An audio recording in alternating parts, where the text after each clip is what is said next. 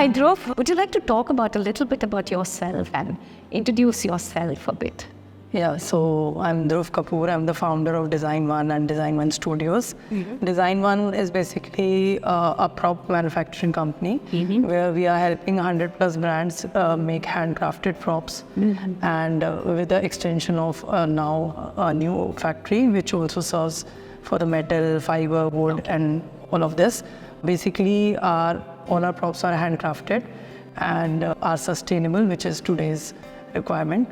Our second venture, which is a new venture, is into Design One Studios, wherein we are doing shoots and campaign shoots for the brands. And though we have just started it, but we are getting a great response. Wonderful. And yeah, that's how the journey is. But I don't want to take the credit on my own because it's the great team I've been lucky with. So that's... So I'm sure that, there's a long way that you have come from after graduating and then taking up your own business. So would you like to talk to us about what has taken for you to reach to the level that you are at now? For me, it has been actually curiosity and not knowing the thing, what I was trying to find. So I still remember back in 2010 and 11, when VM was very immature in India, I was intruded by props which very few of the brands used to make, the 3D props precisely. And I did not know the materials or how they have been built, and I was among the first few agencies to start the 3D props in India.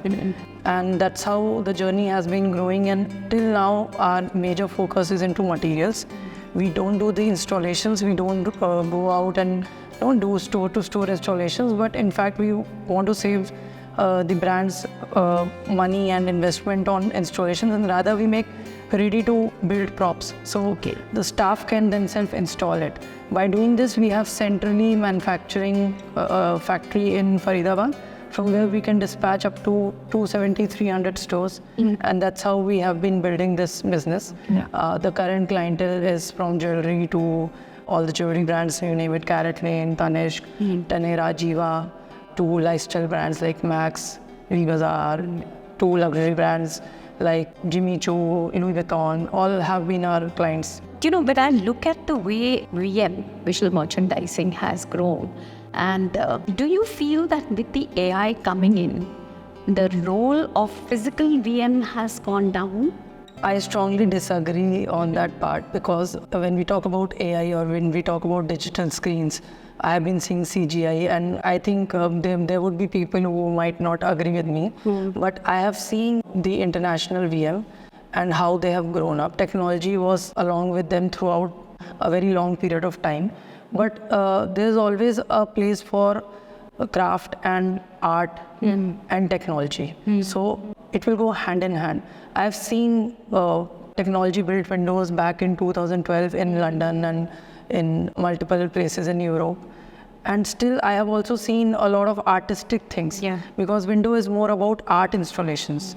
What we need to do in India is still strive for those artistic windows, where we can, it's like an experience which you're giving to the customer. So I always perceive windows as art installations. And technology will keep on moving. Technology, of course, will go hand in hand.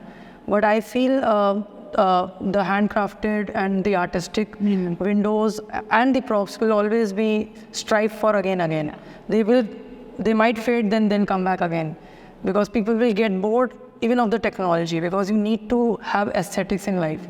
And like my core of life is aesthetics. My greatest anxiety and inquisitiveness that one has is to ask you, working with industry, working with different brands, and now coming to give this expertise that you have to students in the field of academics, how do you feel? Do you feel that it's very different to come from industry and talk to the students and tell them about what aspects of BM, etc.?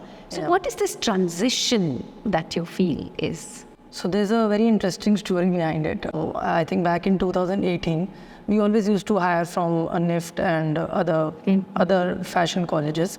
And when I used to hire interns or people for job, I used to get really impatient with the working method, because the way the college operates, with all due respect, we understand the academics which has to be followed, and then the changes which the student has to face in the industry, because the way the working culture is completely different, and in fact every company's way of working and the model of working is different, which we cannot accompany everything within the college course.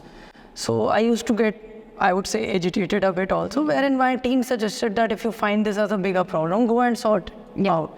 And that is how my educational journey started, wherein in fact how I have connected to you also through IIAD, that Mr. Abhishek, a very good friend of mine from last 13 years, he was teaching in one of the colleges, and he told me that you should join in and do a guest lecture, and that's how my journey of teaching started.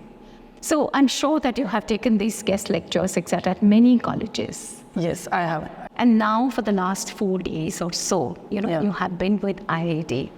So I want to ask, how is IIAD according to you? Do you feel that IIAD is different? I really find the warmth here, and people were really, like as in the faculties, even I've interacted with you.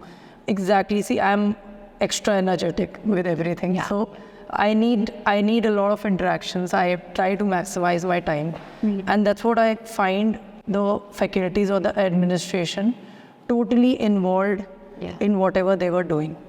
And I had been observing this all the time, in the morning time or whatever during the break time, that they were involved in every single problem that the kid has, which I was moved with very much. Generally, I take the lecture and I just move out of the college. I never stay back for a full day to interact or something. I'll just quickly, because I don't have time and I have to reach out to my business. But I stopped and I waited and I stayed there, because I felt that there's this need where I can contribute and I can get back also a good learning. So, just to kind of end this conversation, looking at that fact that now students are graduating and they're going to go to the industry very soon and look for their career paths, So what do you think is your advice to these students who are graduating and beginning a new journey in their lives? So I feel more than the students need the industry, the industry also needs a good talent.